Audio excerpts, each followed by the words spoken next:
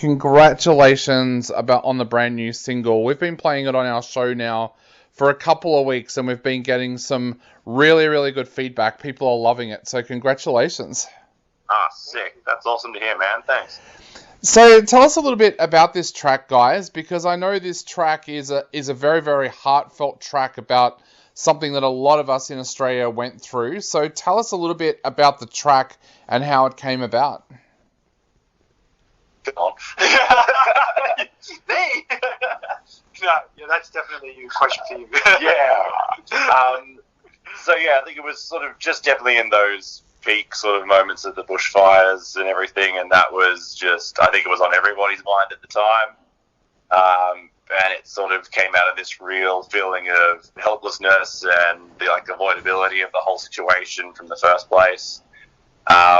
And it sort of really, when I was writing the song, it really sort of developed into this sort of anger about the whole situation, which is really reflected in not just the lyrics, but sort of the tone of the music itself. So everything came out with a bit more of that real angry energy, where it almost like borderline turned into a bit like of a call-out song in a sense. But yeah, that aggression really started to show through it, and it was just quite like a real emotional response to everything that was going on.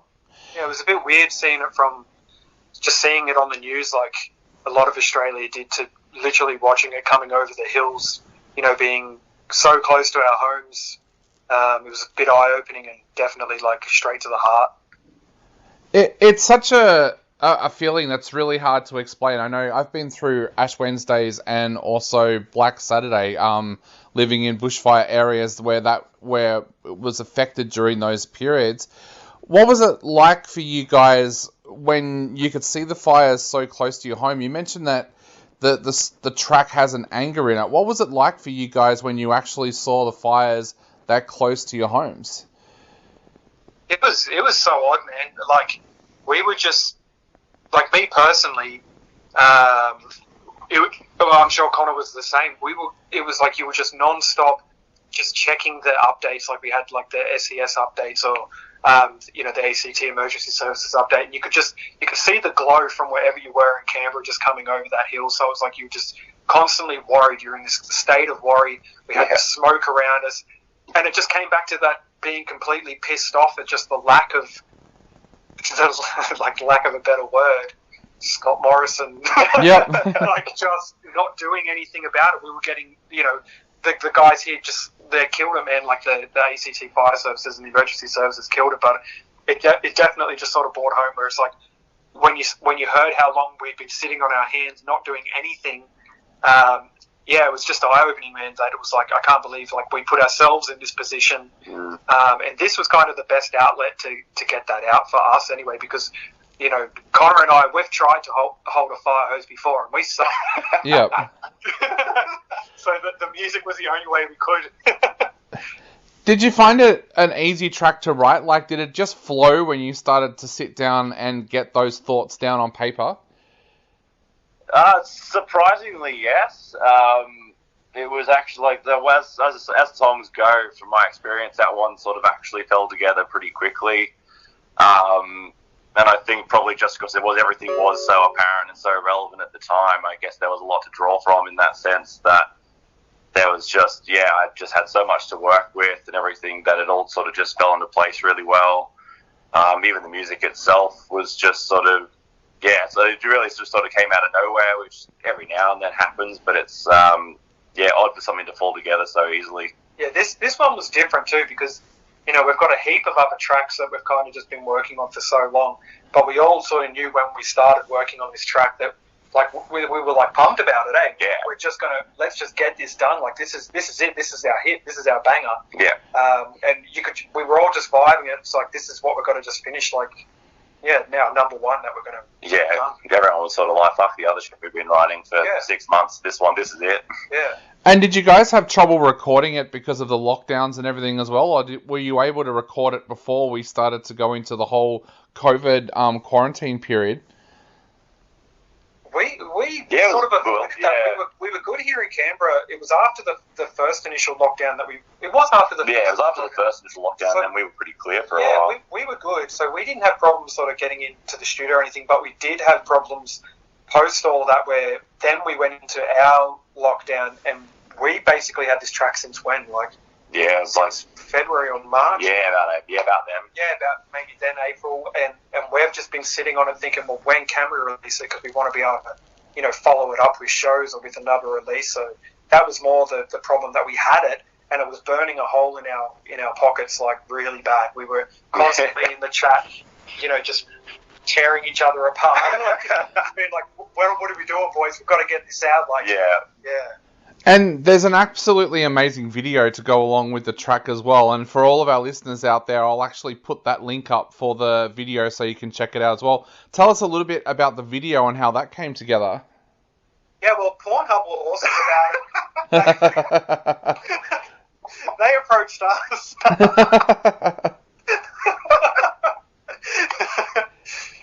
Well, it can't take you anywhere. I'll let them say that. Yeah, I'm in a minute. No, it was super sweet. It was kind of through Connor's connections that we had a place out in Queanbeyan and nearby us. Tell me about the boys that did it. Like, they were champs. Yeah. So the boys that we did it with was with Jackson from Rumours and Indy from Wind Waker. They sort of started up their own thing, and it's called Crow River Visuals.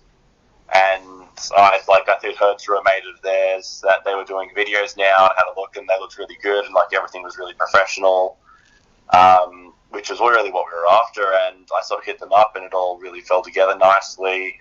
They were able to come to Canberra, and I had sort of a bit of a hookup with a studio locally, which was really handy. I got the studio for the whole day for like a really super reasonable price, and everything was like really pro, and I think we sort of lucked out a bit with it, definitely, with everything falling into place like that. And yeah, the end product was amazing once we were done with it. It's crazy, eh? Like, people that, even seeing it now, watching it now, I'm still blown away by how proper it looks. Yeah. Like, I don't know if I was expecting something to look horrible, but it just came out so well. Like, I'm thrilled with it. Like, even people we still show, I don't know whether they think like I'm a Darrow or something, but just like, I didn't think it looked that good. And it's like, yeah, it does. Like, it's proper, man. It looks so cool. I've never looked that good. Yeah, same.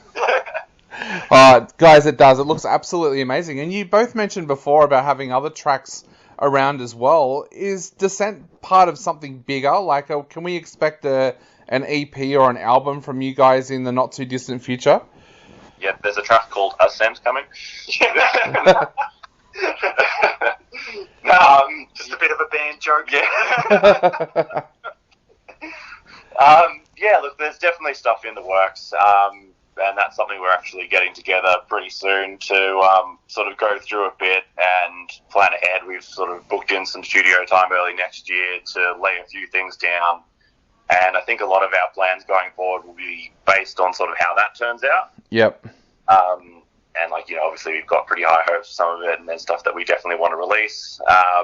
But there's definitely a few things that still need to fall into place before we really put those plans in concrete. But yeah, there's definitely stuff in the works, and we're really keen to show people. I'm excited for the stuff we've got coming. Like, even though I was so happy with how Descent was, that was never my favourite track of ours. That is to say. So I was like, I'm even more pumped about the next track that we've got. No, spoiler alert. Sorry, I shouldn't have said that. But I'm even more excited about the stuff coming up than this one.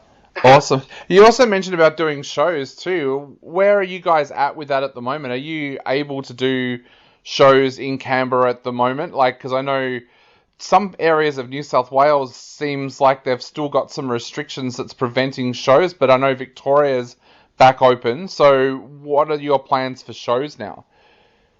We've definitely got a few lined up. I know we've got one in January or February.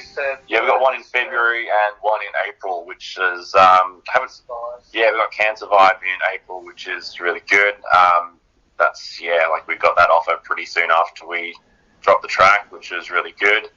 And we're pretty stoked for that. That's all going towards like a really good cause, which is super exciting to get behind that sort of thing. I think we're playing with Traces and Bury Me and a few other bands. Yeah. So that was like a really mad first gig offer to get. And I think we still do have some restrictions at the moment. Yeah. That was kind of the other problem with releasing Descent so early was, we wanted to follow it up with gigs, but it really just hit that point where it's like, we've got to get it out there. Yeah. Yeah. So now, hitting that stage now where it's like, well, we're going to finish up our set list and really just smash those gigs as much as we can. Like, that's kind of what we would love to do. Yeah. So, yeah. And we know that the last 2 years have been crap for the Australian music industry with everything that's gone on, and our listeners love supporting local bands. Is there any way that our listeners can support you guys at the moment because you haven't been able to do shows over the past few years? Do you have merch that they can grab, or what helps you guys out at the moment? Yeah, there's always the OnlyFans. We actually have to pay people to go there. That's making us broke. There's definitely some merch. We've actually got our own website set up, which Lindsay, our other guitarist, actually did a mad job of setting that up. He was a pretty late addition to the band, and he's just really stepped up with that side of things, and he's absolutely killing it. And he's all set up our full merch site and everything. And we've got a few things up there at the moment that people can buy if they want to. We've got some pre-orders set up, and we're working on getting those orders processed as soon as possible. We're also the other thing that I think really supports us is just seeing our plays on Spotify go up, or our YouTube views. We're constantly sharing it with each other. We're just so pumped about people are actually listening to it. If the 2 people are out there that gave us the 2 dislikes, fuck you. We will hunt them down for you. We will find you and we'll make you listen to it over and over again until you like it. We're in talks with YouTube as we speak. Well, guys, we are going to play the track on our show again right now. So what would you like to say to everybody out there before they take another listen to this amazing track once again? Just absolutely stoked that anyone is hearing this music at all, for starters. So just thanks so much for listening, and just tell the government to fucking step up and do something about all this shit next time so we don't have to write another song about it. And we aren't even a politically motivated band, so that's a big, that's something. us. Yeah. Definitely. Well, guys, thank you